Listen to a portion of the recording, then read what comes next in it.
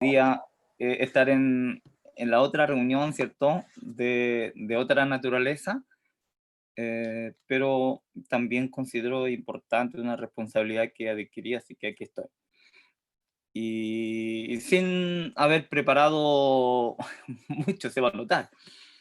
El versículo 1 del capítulo 5 es impactante, ¿no? Un texto que tenemos que enmarcar.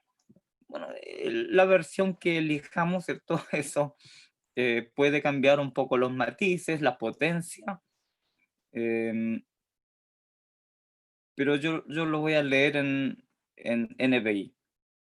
Cristo nos libertó para que vivamos en libertad.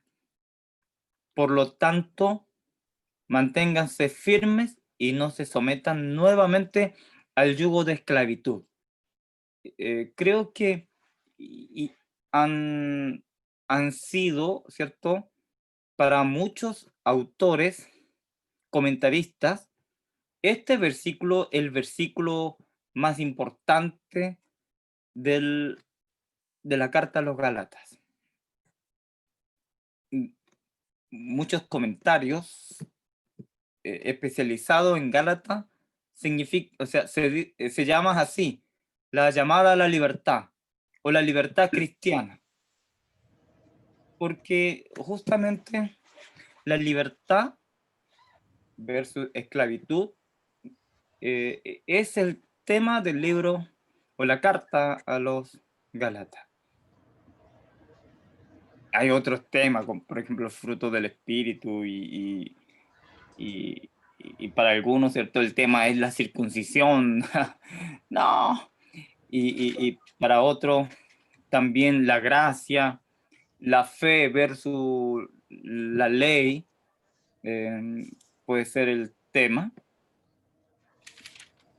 Pero por alguna razón, la mayoría de los comentaristas ponen como título en su libro La llamada a la libertad, cuando comenta el libro de la carta a los Gálatas.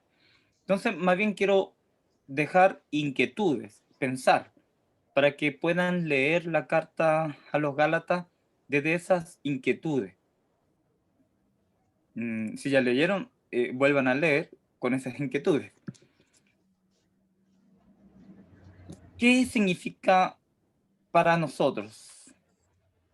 ¿Qué significa para nosotros? No voy a hacer pregunta para ti, para usted, no, sino para nosotros.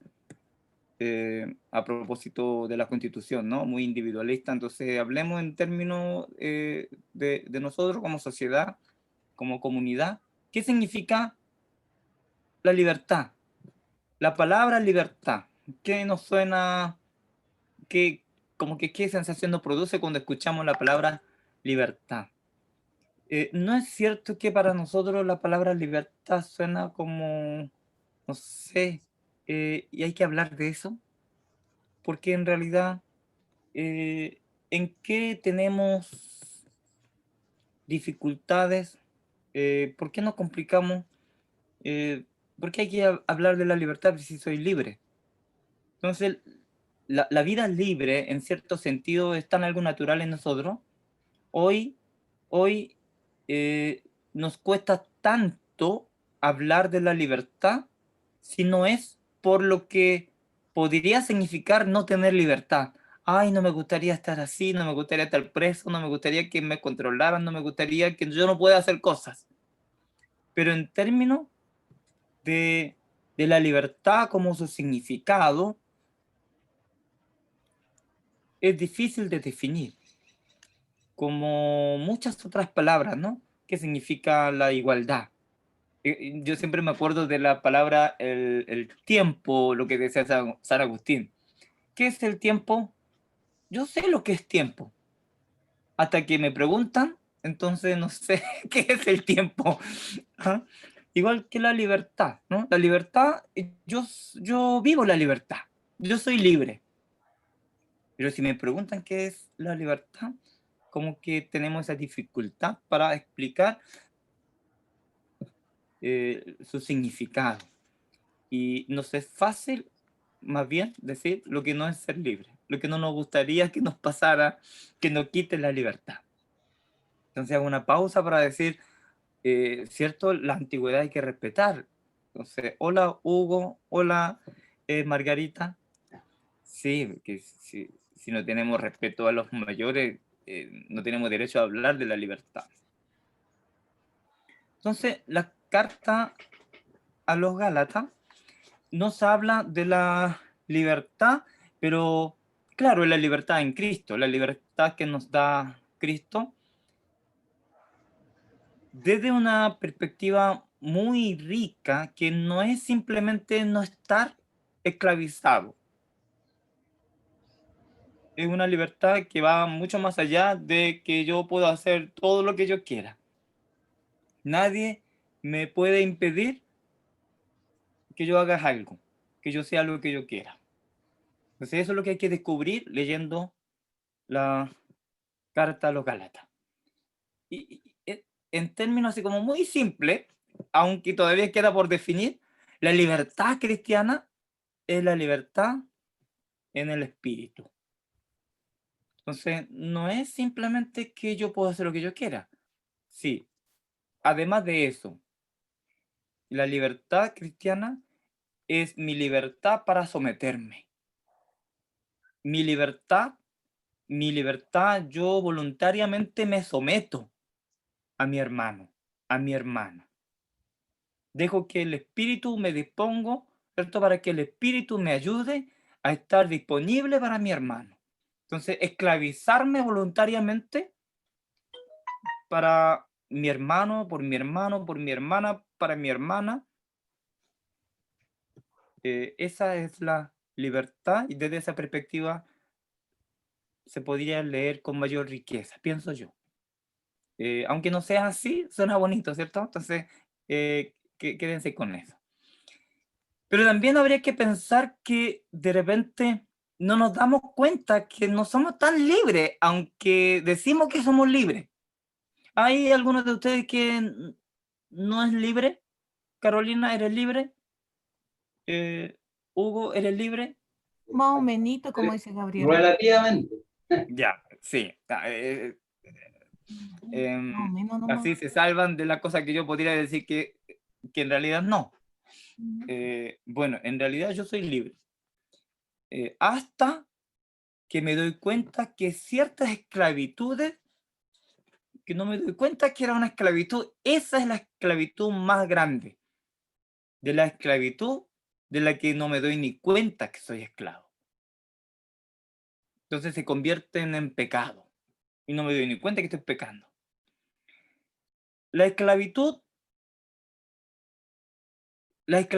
que, pero si yo no soy esclavo, eh, incluso no voy a hablar de lo que en realidad no somos como comunidad, ¿no?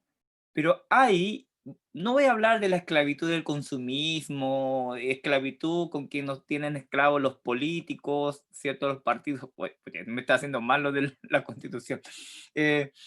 Pero voy a hablar más bien en término eclesial, en término cristiano, la vida cristiana, ¿cierto? No de la esclavitud, de que en realidad la pandemia me hizo esclavo de mi señora, ¿sí? Porque paso todo el día en la casa y me tiene, hace todo. Entonces, sino esclavitud como cristiano, de las cosas que de repente pensaba que no tiene nada que ver con la esclavitud, pero me doy cuenta que es esclavitud. Por ejemplo, la esclavitud de querer ser una iglesia grande y poderosa, exitosa. Como iglesia queremos tener un tremendo templo que para cualquiera, aquí está Dios. Esclavitud de estar ansiosas para, no sé, ¿qué podría ser? Ayúdenme, pues. Por ejemplo, somos esclavos de ganar el cielo. ¿Ah? Somos esclavos del más allá. Cuando en realidad nuestra vida terrenal, nuestra relación con prójimo con mi familia, con mis hermanos, con mis hermanas, eh, no es tan bien resuelta cuando es tan sencillo perdonar, pedir perdón, pero la esclavitud que tenemos de, de, de asegurar la salvación, de ir al más allá, de esta salvación por la fe, no nos permite ver la vida cristiana en términos concretos, de que el reino de Dios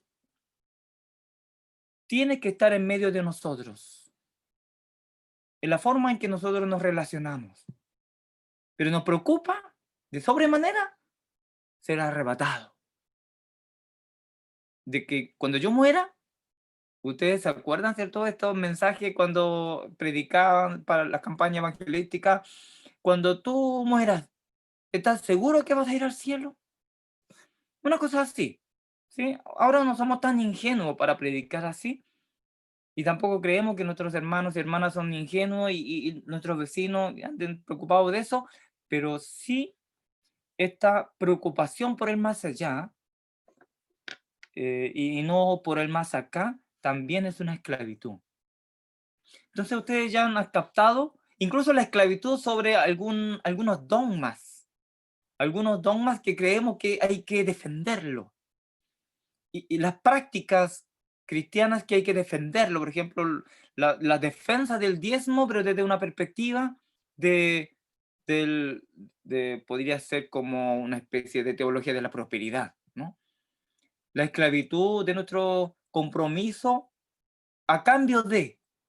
Eso también es esclavitud como para de sufrir. Como he tenido en la iglesia hermanos que en otra iglesia, cuando pastoreaba así solo, me he encontrado con esas situaciones donde los hermanos realmente viven la esclavitud. Ganaba 60.000 pesos y diezmaba 6.000. Imagínense ustedes eso. Entonces, y sufría por eso. Pero era una esclavitud prácticamente. Entonces, no voy a dar más ejemplos, voy a dejar en su creatividad para que vayan pensando qué otras cosas podría ser esclavitud en mi vida. ¿Sí? Así que también puede ser la esclavitud, el WhatsApp, ¿ah?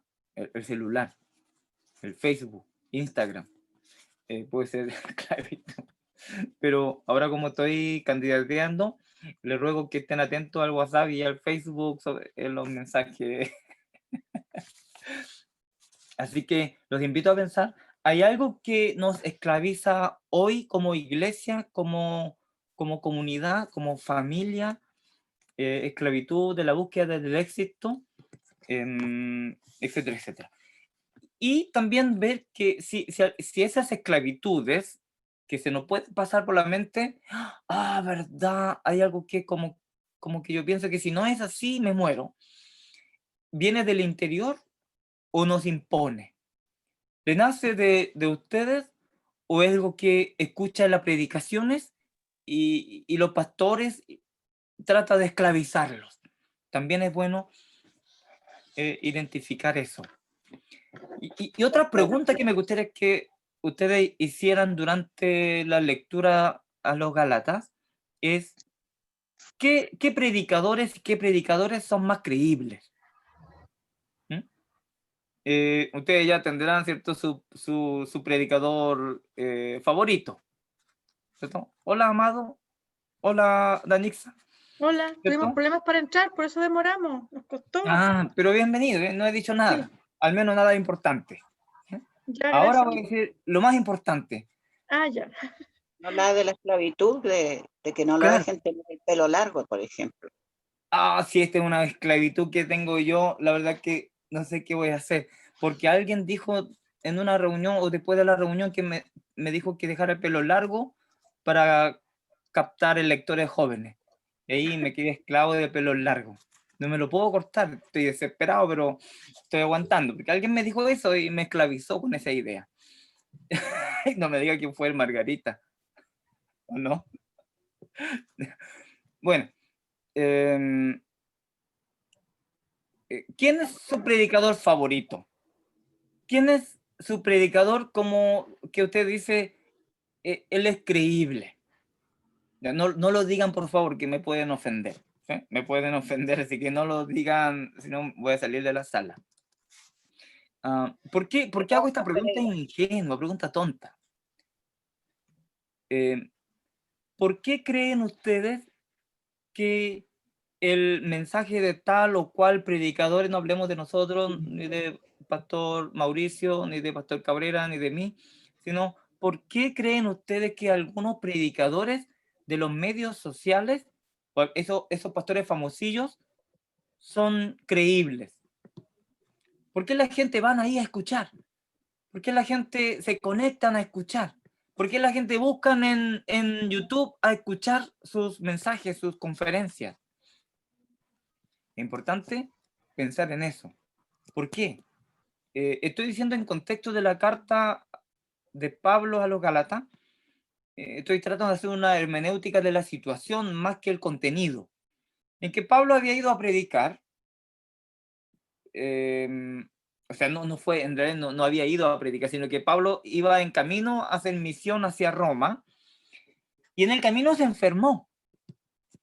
¿Se acuerda que Pablo tenía una cuestión? Una cuestión que en realidad no sabemos qué es. Se cree que algo tenía que ver con un ojo, obviamente un ojo de la cara, y él, estando así de enfermo, fue acogido por la gente de Galacia, más o menos estamos hablando de Ankara, actual Ankara, de Turquía, y allí la gente lo atendieron, a pesar que era un viajero, a pesar que era extranjero.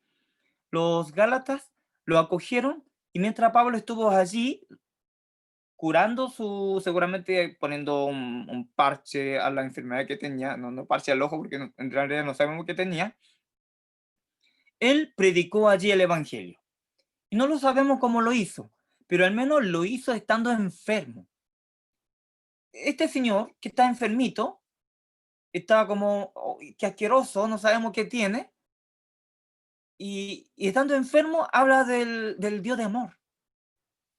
Este señor que estando enfermo habla de la salvación, habla de que su Señor es un Señor en quien puede confiar, etcétera, la fidelidad de Dios, todo lo que nosotros hablamos, Pablo estuvo hablando allí, acerca de un judío llamado Jesús que trajo salvación, y que Pablo invitaba a confiar en él y creer en él para obtener la salvación. Y él se fue, siguió su camino, y allá en Galacia se formó comunidades, iglesias, producto de esa, no sabemos cuánto, pero una breve estancia de Pablo y su... ¿Quién era el que se fue con Pablo? Sila, ¿cierto? Sí, Sila. Entre Pablo y Sila estuvo predicando y se formaron comunidades. Imagínate esa misión improvisada y en condiciones de enfermedad, y se formó una comunidad. Y después de varios años, Pablo, como se quedó en Corinto, no pudo seguir viajando a Roma, dijo, ¿sabes qué? Crucemos el mar y vamos a Asia Menor, vamos a Éfeso, y desde allí hagamos misiones. Y eso hizo. Y estando en Éfeso, estando, ¿cierto?, en el mismo continente de Galacia, Ancira se llamaba el lugar, o Ankara, estando allí, viajando a distintos puntos del continente, se entera de que a Galacia habían llegado algunos hermanos judíos, predicadores judaizantes, que había desprestigiado a Pablo, por razones que ustedes ya saben, que Pablo en realidad no conoció a Jesús, Pablo es un autonombrado, Pablo no, ese Pablo le gusta la cosa fácil, entonces anda predicando que la salvación es por la fe. Pero ustedes pueden creer que puede obtener uno la fe solamente porque crees algo, levantas las manos y dices, yo acepto a Jesucristo en mi corazón y listo. Entonces Pablo está equivocado, en realidad, para ser salvo y pertenecer al pueblo de Dios, tiene que hacer algo más que eso. Ustedes ya saben a quién me refiero, ¿no? Casi, prácticamente tiene que convertirse en judío. Entonces, en ese contexto, lo que Pablo había predicado con tanto amor, con tanto corazón, y lo que había sido aceptado, y eso formó comunidades, pero luego reemplazaron por otro evangelio. Para los Gálatas fue más creíble, fue más creíble el mensaje de aquellos que llevaron el evangelio más difícil. Como que le resulta, este sí que es el evangelio que parece más de verdad. Un evangelio que solo hay que creer, confiar en Jesús y dejar que el Espíritu nos conduzca en nuestra vida. Eso muy fantástico. Entonces, eh, es más creíble hacer algo para obtener esa salvación. ¿Mm? Se fija que esa es la situación. Y si traemos esto a nuestra vida, seguramente hay, hay prácticas, hay ideas, hay situaciones más o menos paralelas. Como que ser cristiano, ser iglesia, sin hacer algo significativo, algo, algo que nos cueste un poco, como que no parece verdad, no es creíble. Es imposible que sea así. Por esa razón existen tantas comunidades en donde se incorporan ritos. Yo no estoy en contra de símbolos y hacer algo de rito que pueda enriquecer nuestra comprensión, más allá de las palabras.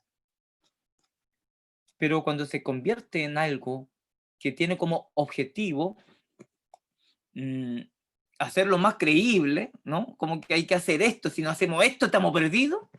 Creo que ahí ya estamos hablando de esta situación hermenéutica, situación similar a lo que estaba ocurriendo en Galacia, donde los creyentes eh, fácilmente abandonaron ese evangelio predicado desde el sufrimiento y ese evangelio predicado en donde el énfasis, ¿cierto? Estaba en lo que Cristo hizo por nosotros y nosotros por la fe aceptamos esa gracia y el Espíritu produce en nosotros am, el deseo de seguir la fe en Jesucristo, etcétera, etcétera. No, eso como que suena muy fantástico.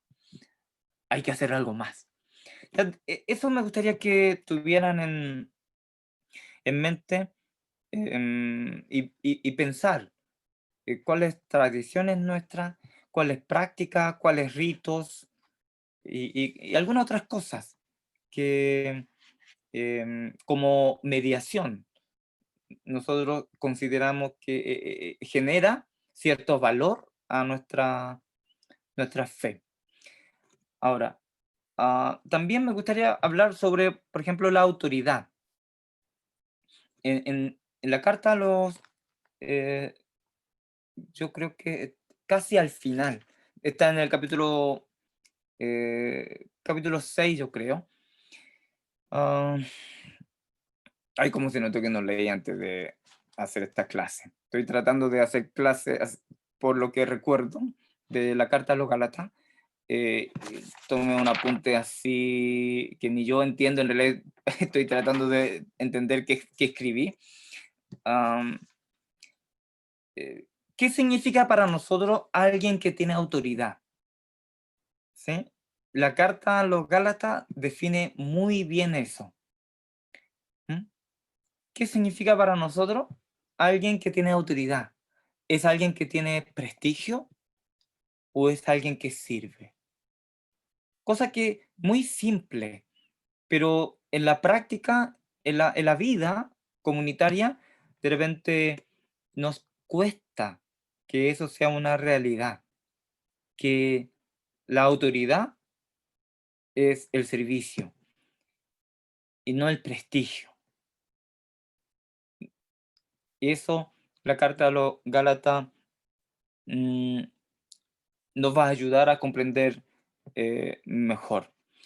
Consideren que mm, Galacia era un lugar que dicen aquellos que escriben sobre contexto de aquella época. Allí había un gran mercado de esclavos en Galacia. Entonces es un lugar donde había sensibilidad al respecto. Y al hablar de allí sobre la libertad y sobre la esclavitud genera un gran impacto. La comprensión va más allá de lo que nosotros simplemente pensamos hoy la libertad, porque nosotros vivimos como libres, pero allá o eras libre, o mejor dicho, o no eras esclavo o eras esclavo. Entonces la libertad tiene un significado muy importante. Desde esa perspectiva debemos pensar y el tema de la autoridad. Y otro tema importante que debemos considerar en la carta a los Gálatas sería dos cosas que tiene relación: el impulso de la carne y el impulso del espíritu, y consecuente fruto del espíritu. Tomar en cuenta que están en oposición, este impulso de la carne y el impulso del espíritu, y pensar que todos esos frutos son frutos que está como unido en el fruto, pero también son varios aspectos, ¿no? Y no quiero decir que si falta uno de ellos no es el fruto, sería como también como medio fatalista, ¿no? Falta uno, así que no es el fruto. No desde esa perspectiva, sino aquellos que el espíritu produce en nosotros. Fíjese todo en términos relacional, el término relacional. No son cosas que se mide por la devoción, así como de espiritualidad personal, sino tiene que ver mi forma de relacionar con otros y otras. En ese contexto, y obviamente también el impulso de la carne eh, está en esos términos, ¿sí? De qué manera ah, la presencia del espíritu en mi vida genera la espiritualidad, y esa espiritualidad no hay otra forma de reconocerla que en la manera en que yo relaciono con otro. Y en términos de libertad y esclavitud, y en términos de autoridad y servicio. Y eso es lo que la carta a los Gálatas trata de hablarnos. Y en términos concretos, quiero señalar entonces el capítulo 3, versículo 28, ¿verdad? Así que no han cambiado. Ya no hay judío ni griego, esclavo ni libre, hombre ni mujer. Esta declaración es una declaración rotunda, categórica, y debemos considerar en el contexto de la situación que estaban viviendo los Gálatas. A mí me gusta mucho esta reflexión sobre la circuncisión, ¿no? No es la primera vez que pienso y comparto esto, en que era importante para los judaizantes hablar de la circuncisión como puerta de entrada para pertenecer al pueblo de Dios, y así entonces tener una condición mínima, básica, para ganar la salvación en Cristo, y luego toda la fiesta y los sacrificios y las costumbres, las tradiciones, comida. Entonces, cuando una religión dota de todas estas reglas, parece de verdad, ¿cierto?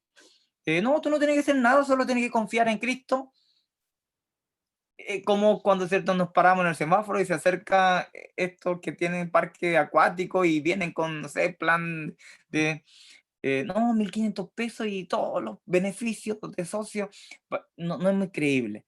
Entonces, ¿cierto? Lo que nos cuesta tanto, ¿será? Siempre cae en sospecha, ¿verdad?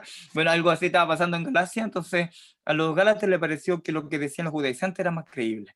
Entonces, en ese contexto, Pablo se opone rotundamente a la circuncisión, y hay que pensar, bueno, ¿qué valor tiene nosotros hoy hablar de la circuncisión? Porque que yo sepa, a los 47 años, estando en la iglesia, en alguna iglesia, ¿no? Porque están en muchas iglesias, partí en la iglesia de mi padre como presbiteriano, jamás nadie me ha planteado la necesidad de circuncidarme. Entonces, creo que la circuncisión no es un tema, por tanto, estas partes de la circuncisión hay que sacarla y eliminarla de la Biblia, porque en realidad circuncisión no es el tema. Sí, ese es el tema. La circuncisión que habla en la carta a los Gálatas es uno de los temas más importantes para Pablo y hermenéuticamente para nosotros es muy importante. ¿Por qué? Porque la circuncisión se le practicaba, al menos en el contexto judío, porque había contexto también en Medio Oriente, donde circuncidaban a las mujeres, ¿cierto? Le circuncidaban cortando el clítoris a la mujer. Entonces, imagínense circuncisión.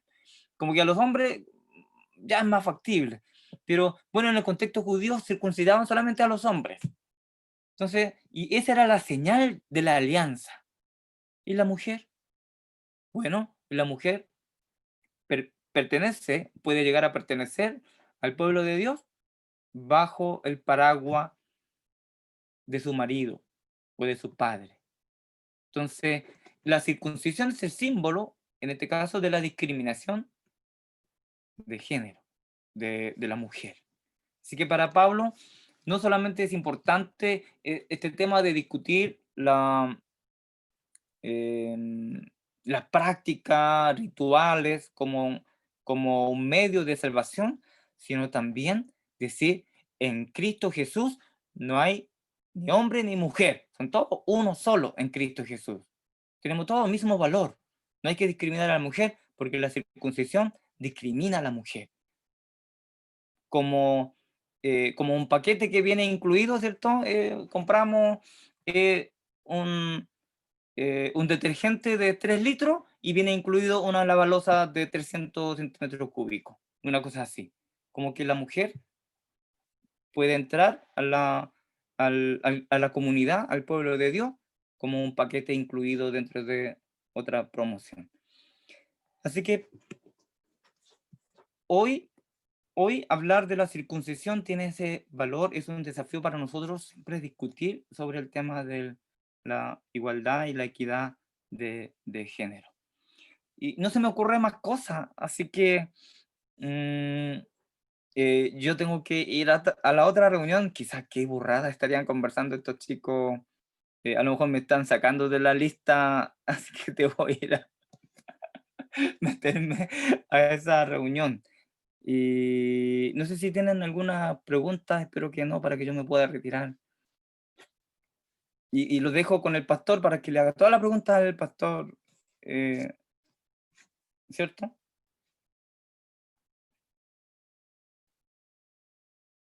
¿Tengo volumen o no dicen nada o se echó a perder el...?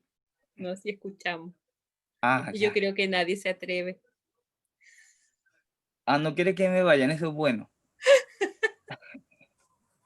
Sí. Bueno, Estamos condicionados. sí, el pastor me ha pedido que, ¿cierto? Más que hacer interpretaciones reflexivas de detalle, dejar directrices, ideas para que ustedes puedan leer con mayor provecho. Eso es lo que he querido hacer. ¿Sí? ¿Mm?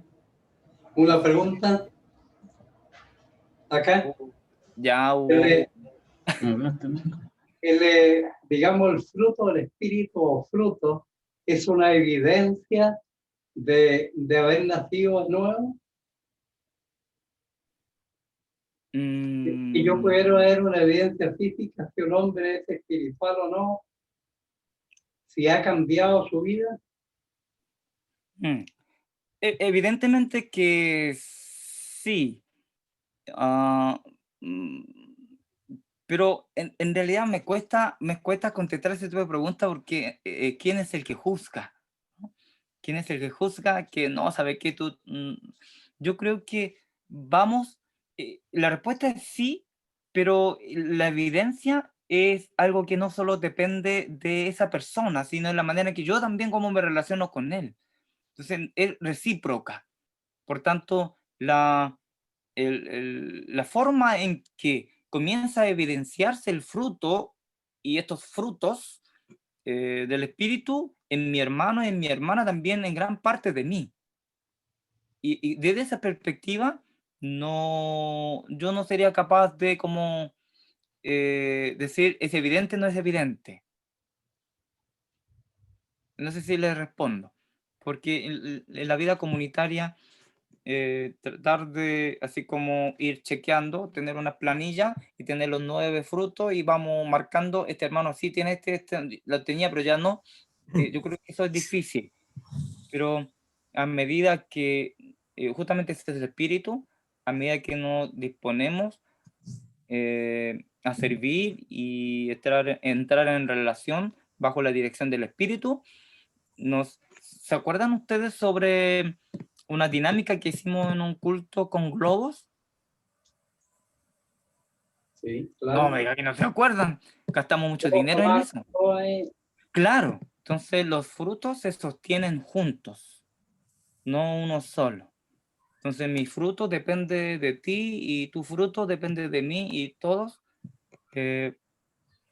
estamos produciendo Y es esos parte de frutos. un proceso, es como un proceso, ¿verdad? A Claro, través de toda la vida ir claro, que nadie aprendiendo, considere que es el experimentando. modelo de ese fruto, así que os exhorto a que tengan frutos del Espíritu como yo. Creo que eso no debe ocurrir eso en una comunidad. Ahora sí me puedo retirar, Yo tengo una pregunta, Danica. Sí, adelante. pero que la arrastro desde Corintios, desde Segunda de Corintios en realidad, Ah, y que tiene relación con Gálatas, porque como él continúa hablando ahí, porque en Segunda de Corintios, en el capítulo 5 creo, habla de que ahora todas las cosas son hechas nuevas, ajá. algo así, no me acuerdo de memoria Sí, sí, cómo sí, sí. dice. Mm. A ver, que tengo que verlo para acordar que no me acuerdo.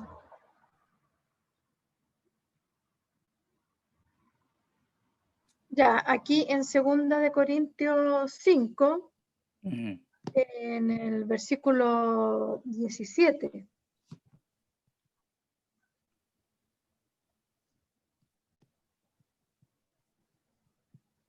Mm.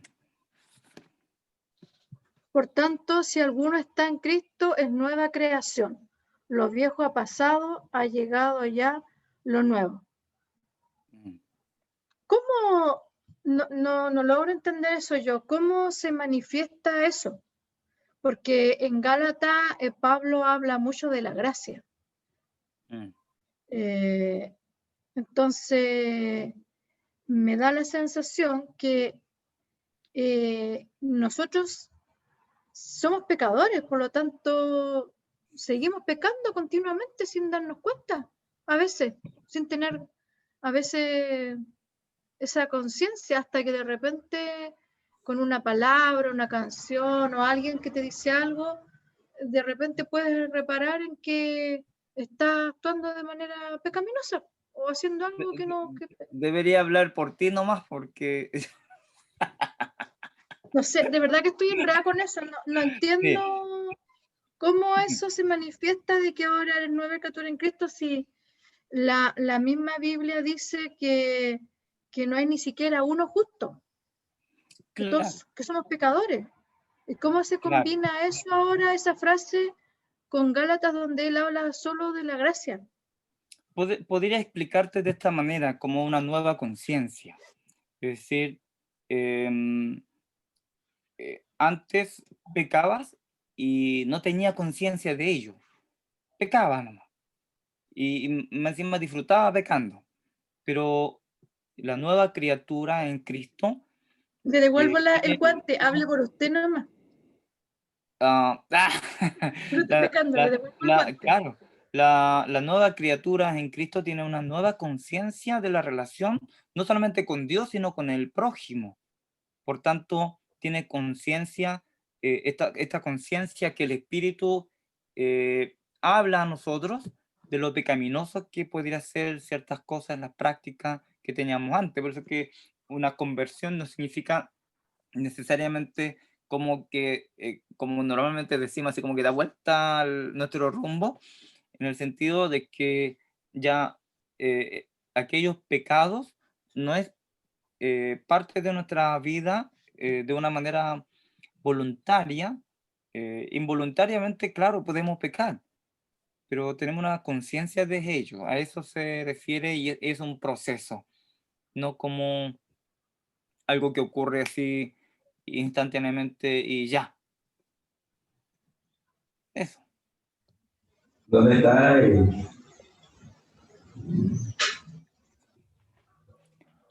Así que, ¿ya me puedo ir?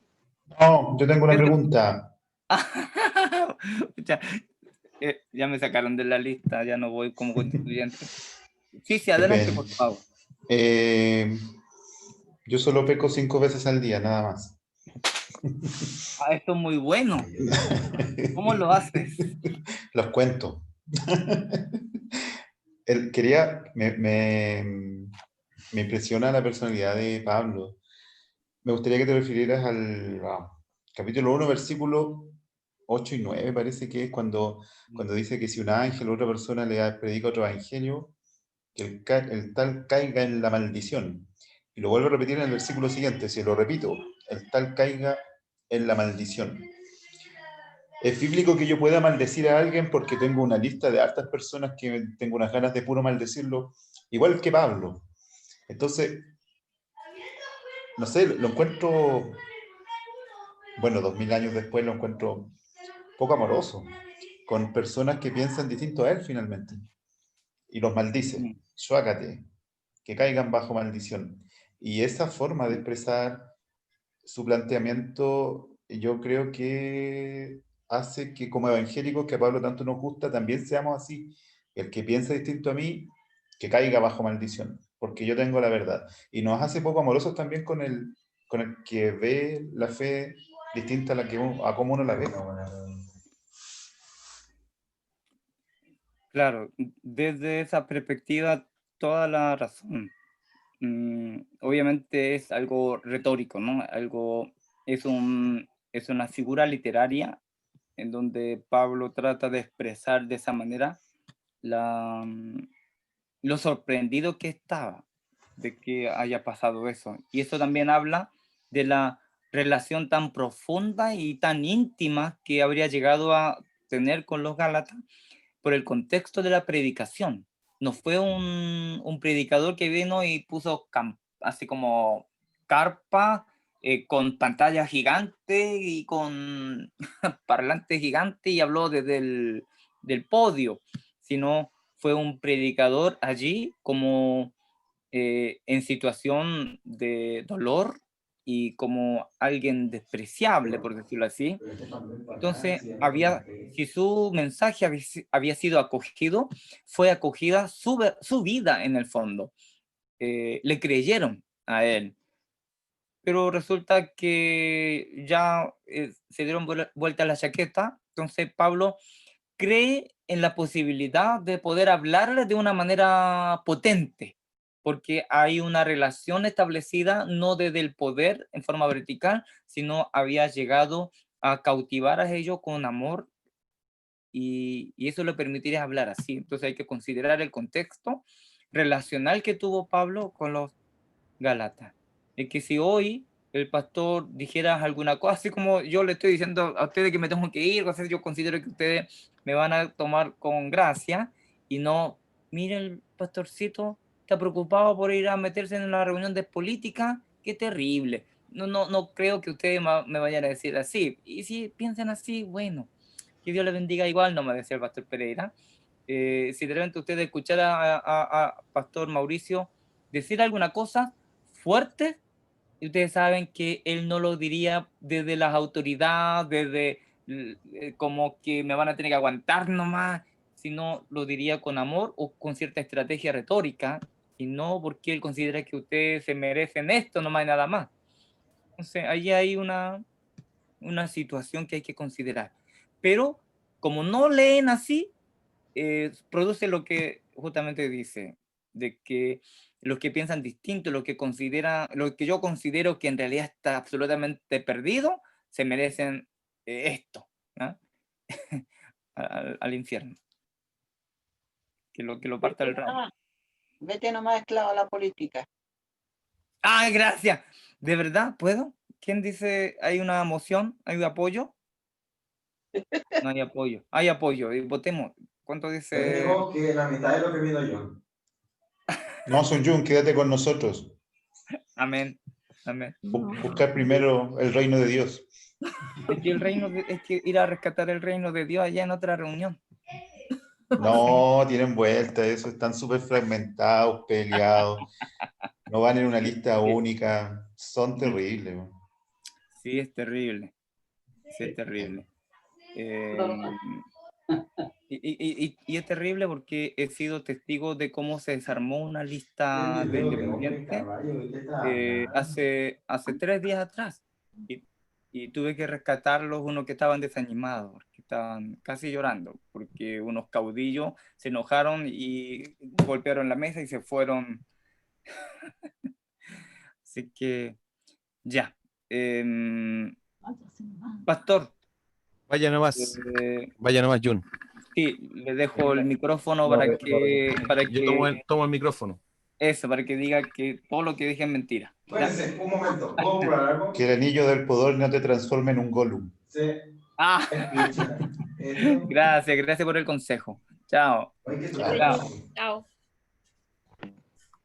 Agua. No me dijiste chao. No pude hacerle chao a Sun Jun.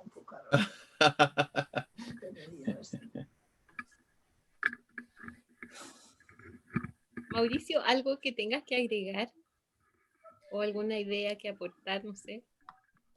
O sea, lo único que diría yo con bastante coherencia con lo que ha dicho Jun, es que lo sorprendente de lo... Bueno, Pablo le llama mucho la atención, recuerden que también, como bien dice José Luis, trata bastante duro, quizás a uno de los que más duro trata, siendo bastante íntimo. Gálata insensato, le dice. Ahí tienes otra, José Luis. Gálata insensato, habiendo empezado por el espíritu y vienen a terminar por la carne. Ese versículo ha sido mal interpretado en algunos círculos religiosos, pensando en que partir por el espíritu es ser espiritual y terminar en la carne es ser carnal. Y justamente lo que el texto quiere decir es partiendo por la gracia y terminando por la ley. Entonces, ese texto que ha sido mal interpretado, sobre todo en círculos más carismáticos, es decir, tenemos que volvernos entonces a la espiritualidad. Y en realidad lo que invita es no despreciar la gracia. De hecho, es más, Pablo dice que si la ley fuese justicia, por demás murió Cristo, siendo categórico entonces en defender la cruz de Cristo como elemento. Y bueno, también este texto lo usó bastante Lutero para fundamentar su tesis acerca de la sola gracia. Y señalar también la debilidad que tenemos como seres humanos de vender nuestra libertad. Nos gusta ser libres, pero nos gusta seguir a personas, a grupos, a elementos que nos entreguen símbolos y nos den elementos tangibles que midan y determinen nuestra espiritualidad. Entonces, y de hecho fue un sufrimiento que tuvo la iglesia con respecto al judaísmo. Fíjense que el judaísmo los sacerdotes se vestían de una determinada forma, tenían un templo físico, tenían también la sinagoga, tenían ritos, tenían festividades. Y cuando llega el cristianismo es súper pobre en eso. No hay prácticamente, de hecho la cena del Señor no se empezó en un primer tiempo, no se empezó a celebrar, los bautismos tampoco. Empezaron a ser desarrollados posteriormente por la iglesia primitiva, pero ya no hay un sacerdote, un mediador, pero parece que necesitamos ciertos mediadores. Por eso que el pastor cuando decía, ¿por qué de repente nos metemos en YouTube a buscar ciertos predicadores que parece que tienen una muy buena retórica, que parece que incluso hacen milagros? ¿Se acuerdan que aquí en Santiago había uno que hacía caer oro? ¿Era falso? Sí, por supuesto, ¿ya? Otros que ponen muela y tapadura, que también son truchos, pero eso le gusta a la gente. Le gusta, por ejemplo, el predicador que le dice esto es así, que los trata duro, incluso. Los grupos que más crecen, evangélicos, son aquellos que no tienen que hacer. Y por otro lado, las religiones que más crecen hoy día en el mundo son aquellas que son más autoritarias, mientras que las que dan, entre comillas, más libertad, están en un franco de crecimiento. Y ahí tal vez nuestro doctor podría referirse a qué es lo que pasa desde el punto de vista mental, sociológico, con respecto a ese tipo de fenómenos. Eso está implícito ahí en la carta a los Gálatas. Los Gálatas que retroceden, buscan la simbología, buscan la tradición, para que sean elementos que determinen en buenas cuentas que están en el camino correcto. Yo le pregunto a cada uno de ustedes, ¿cómo usted mide que está en el camino correcto? ¿Cómo mide que su espiritualidad es correcta? Volviendo un poco a lo que preguntaba el hermano Hugo, ¿cómo sé que hoy día cada uno de nosotros está bien, está correcto, está en paz con Dios, como cantamos en el himno de Está todo bien, Señor? O alcancé salvación, que dice, tengo paz con Dios, o mi alma tiene paz, en el original. ¿Tenemos paz hoy día? Y si tenemos paz, ¿por qué tenemos paz? ¿Por algún elemento tangible? ¿O simplemente porque confiamos en lo que el Cristo el Señor ha hecho en nuestras vidas? Eso está presente en la carta a los Gálatas y en lo que hay que rescatar, más allá de la circuncisión, como qué elementos de circuncisión hay como mediación hay en nuestro contexto, en nuestro seguimiento hoy día, que pudieran estar haciéndonos esclavizarnos o volver atrás y despreciar la gracia o no entender la gracia. Eso nomás diría yo, Karinita, también como dice Jun, improvisando. Pienso, como diría el pastor Pereira, pienso. La Dani parece que... Sí, dale. Sí, yo quiero, insisto, no me queda claro a mí la diferencia entre la ley y la gracia. Me habla en chino, de verdad. Está bien, pues. ¿Cuál es la diferencia? La gracia, mira, la ley, lo único que hacía era Por lo mostrarle... tanto, si usted me pregunta, la ¿Ah? pregunta, ¿cómo sé yo? La pregunta que hizo, pues, ¿cómo sé yo si estoy bien o no? No tengo idea. Bueno, No esa es sé una contra pregunta. qué parámetro. Aquí, claro. Bueno, Porque para mí lo que a mí me enseñaron era esforzarse por cumplir lo que dice la Biblia, los 10 mandamientos. Pero claro, me he dado cuenta leyendo al apóstol Pablo que no es tan así.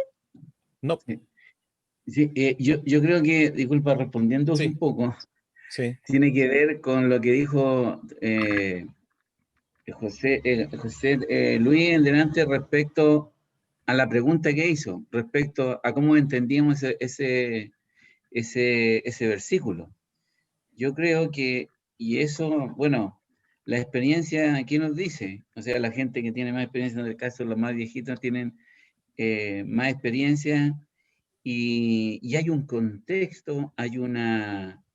por ejemplo, no podemos leer la Biblia de manera parcializada, sino entender la Biblia en todo un contexto, de entender lo que es la misericordia, el amor, el juicio, todo eso. No lo podemos así parcializado y quedarnos con un versículo y es maldición, maldición, maldición, lo está maldiciendo. Yo creo que hay un contexto y un mensaje. La explicación que dio Sun Yun tiene que ver con un contexto global, desde el Génesis hasta el Apocalipsis, en realidad. Entonces, yo creo que esa es una señal que nos puede ayudar a decir que cómo está nuestra vida, qué tan espiritual estamos, en el sentido de por qué hago las cosas, por qué me manifiesto, si mi condición, mi actuar es coherente desde la mañana hasta la tarde. Y esa coherencia yo tengo que asociarla a lo que también se dijo. ¿Por qué los frutos del Espíritu no pueden ser como un globito nomás, sino que los frutos del Espíritu es un conjunto? Entonces, yo voy armando un ecosistema, un ambiente en realidad, donde me estoy alimentando y soy fruto. Entonces, si yo tengo uno, van a aparecer otro y otro. No es un globito nomás, no es. Entonces, en la medida de que yo me doy cuenta que voy teniendo paz, voy teniendo misericordia, voy teniendo amor, voy teniendo humildad, y todo, mansedumbre y todo eso, yo creo que ahí recién, poco a poco, voy acercándome más al propósito que Dios tiene para nuestra vida. No puedo actuar no en armonía. En realidad, desde el punto de vista matemático también, en realidad, no puedo ser inestable. Los procesos inestables de mi carácter, de mi emociones, ya me generan una inestabilidad, por lo tanto, me puedo yo indicar una acción en la cual yo no estoy bien. O sea, efectivamente, desde el punto de vista matemático, los problemas más complejos de resolver son los problemas que son inestables, con variables que no se pueden controlar. Y en la medida que nuestro ánimo, nuestras emociones están inestables, yo creo que tenemos que revisar nuestro actuar, nuestro origen, por qué se producen, cuestionarnos. Para algunos es más difícil, para otros no, por eso están todos los médicos, están todos psicólogos, para identificar esas cosas en realidad. Y qué bueno que existan en realidad, porque efectivamente a veces necesitamos ayuda. Pero yo creo que es parte de la armonía en realidad que Dios quiere que tengamos en nuestras emociones. No podemos no tener esta armonía en realidad, y eso es signo de, creo yo, de mi espiritualidad, de mi acercamiento a Dios, de cómo yo entiendo la Biblia, y de este proceso se manifiesta, como decía, no solo un solo globito, sino en muchos frutos, que a lo mejor unos con más intensidad que otros, pero debe haber una armonía. Eso. ¿No? Sí. Hermano Hugo. Sí, bueno, la Biblia dice que al nacer de nuevo, la persona recibe el Espíritu Santo de Dios. No es del hombre recibirlo, sino de Dios darlo. ¿Ah? Aunque el hombre lo puede pedir, pero desde el momento es el Espíritu Santo el que hace la obra en nuestro espíritu, porque habita en él durante toda nuestra vida. ¿Ya? Por lo tanto, es un proceso que se va a desarrollar. El Espíritu Santo nos va, dice, haciendo de nuevo, formando a la imagen y semejanza de nuestro Señor Jesucristo, que perdimos nosotros con el pecado de Adán. Dice que el pecado de Adán, nosotros ya no éramos la imagen y semejanza de Cristo. Entonces, los frutos del Espíritu, que son 9, algunos teólogos dicen que el principal es el amor. El amor contiene a los otros 8, ¿ya? A la paz, a la fe, a la paciencia, en fin, estarían todos englobados dentro del amor y que se expresan en primera Corintios capítulo 3, de verdad, que habla que el amor es sufrido, da todas las condiciones respecto al amor. Entonces nosotros o estamos en el Espíritu y con Dios y vamos desarrollando los frutos, o simplemente estamos aún en nuestra antigua condición de Adán, cometiendo todos los pecados que expresa Gálatas también. Entonces es lógico que el Espíritu dice que nos hace ver a nosotros en qué lado estamos y Él nos va conduciendo. Nosotros participamos con el Espíritu Santo para poner nuestra voluntad a disposición, pero nosotros, el Espíritu nos va haciendo ver en qué lado estamos y cómo vamos avanzando. ¿Ah? Eso yo. Eso es. Gracias, hermano Hugo. Consignar que, bueno, es el fruto del Espíritu, ¿eh? Y por lo tanto nos da el potencial para que se manifiesten todas aquellas manifestaciones del fruto del Espíritu, que tenemos justamente cada uno de nosotros por ser hijos e hijas del Señor, ¿ya? Y son esperables y están potencialmente en nosotros. No sé, Karina, es que había hecho varias preguntas, no la Sí, veo a la yo Dani. pensaba que en cortito le podrías responder la diferencia entre ley y gracia, Claro, así en y sintético. justamente la ley fue dada al pueblo de Israel como un tutor, como una guía y una preparación hasta que llegara, justamente en el libro de Gálatas dice, hasta que llegara el cumplimiento del tiempo. Jesucristo, nacido de mujer, se encarnó hasta el tiempo de la encarnación. Pero la ley no salvaba, ¿ya? La ley, la ley lo que hacía era mostrar el pecado y condenarlo. Nada más que eso, ¿ya? No hacía justo a nadie, sino que simplemente tenía ese propósito de ser incluso una especie de tutor, una guía para el pueblo de Israel. Sin embargo, la gracia ha permitido que ahora, por la gracia de Dios, nosotros hemos sido liberados del poder del pecado. Y en este sentido quiero responder otra cosa que hizo Danisa adelante. No es que vamos a dejar de pecar, sino que simplemente el pecado ya no se enseñorea de nosotros. Primero porque hemos sido justificados, hemos sido cambiados de estatus, hemos sido hechos justos y justas. Pero al mismo tiempo, hoy día el pecado como práctica en nuestra vida, como un elemento permanente, primero tomamos conciencia de lo incorrecto y en segundo lugar, aun cuando hacemos lo incorrecto, algo nos acontece. Y no puede transformarse en nuestra vida el pecado como un deporte, ¿ya? Antes no teníamos conciencia de eso, no nos dábamos cuenta, o no nos afectaba si lo practicábamos o nos acontecía. Hoy día el Espíritu Santo permite que en nuestra vida tomar conciencia de eso y por lo otro tener también con la ayuda del Señor la posibilidad de hacernos conscientes, visibilizar y poder salir adelante frente a las situaciones que antes nos controlaban y nos tenían gobernados. Eso es lo que permite la gracia. La gracia nos ha hecho justos, nos ha hecho salvos. La ley solamente permitía mostrar el pecado y condenarlo. Esa es la gran diferencia entre lo que es la ley y la gracia. ¿Aló? Ok. Hermano El Hugo. hermano Hugo parece que quería... Sí, para un pequeño alcance nomás primero. Bueno, en el Antiguo Testamento, el Espíritu, que no se llamaba Espíritu Santo, sino el Espíritu de Dios, y tiene varios nombres, Dios lo concedía a determinadas personas, no porque fueran extraordinarias, sino por las circunstancias que se iban dando, como los profetas, los reyes, etc. Y ese Espíritu lo podía dar por un tiempo determinado y lo podía quitar también, como el caso del rey Saúl y de Sansón, ¿ya? Pero lo daban determinadas circunstancias y ya a través de Isaías, de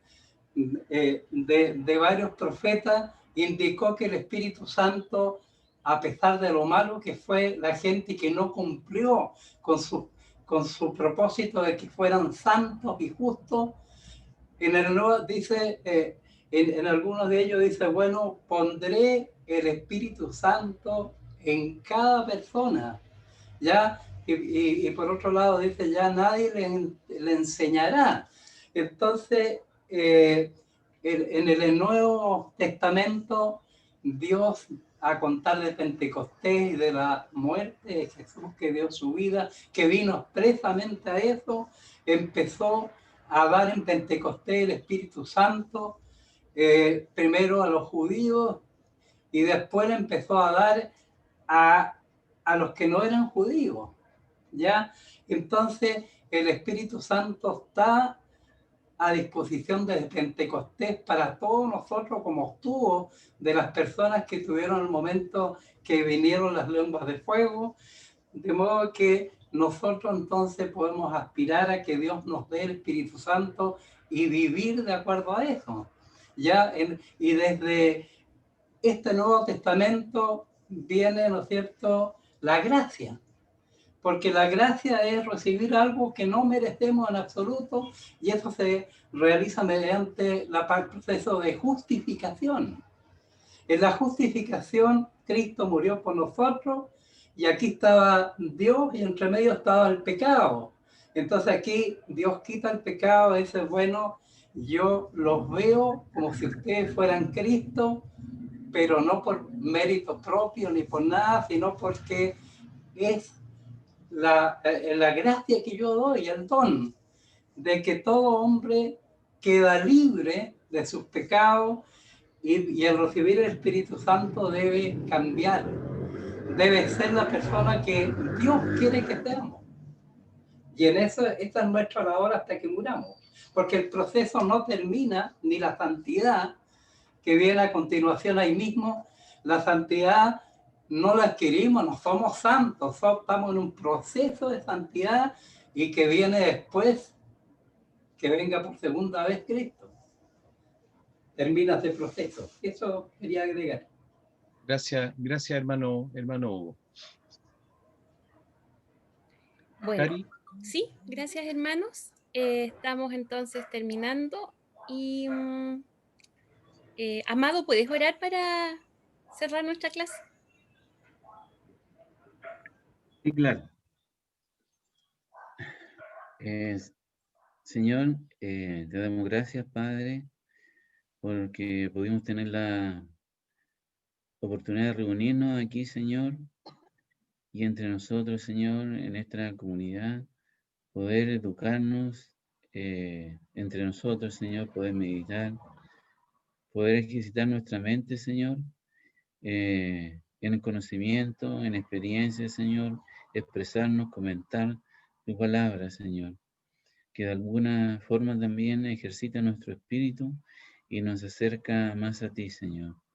Gracias por esta oportunidad, por nuestros hermanos presentes, Señor, por cada uno de los que pudo escuchar, por el esfuerzo, Señor, que tuvimos también en leer todo más o menos, Señor, algunas de las tareas que tuvimos, Señor.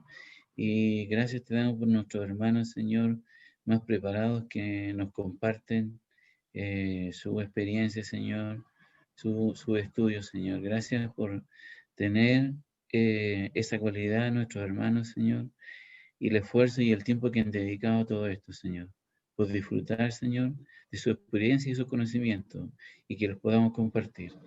Te doy gracias por eso, porque demuestra eso también un compromiso hacia tu comunidad y nos hace más unidos. Ayúdanos para que podamos apreciar y agradecer estos momentos, Señor.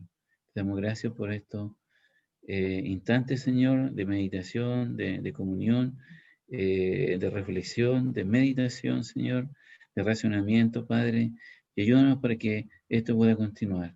amén. Te rogamos todo esto en el nombre de Jesús. Amén. Amén. Gracias hermanos.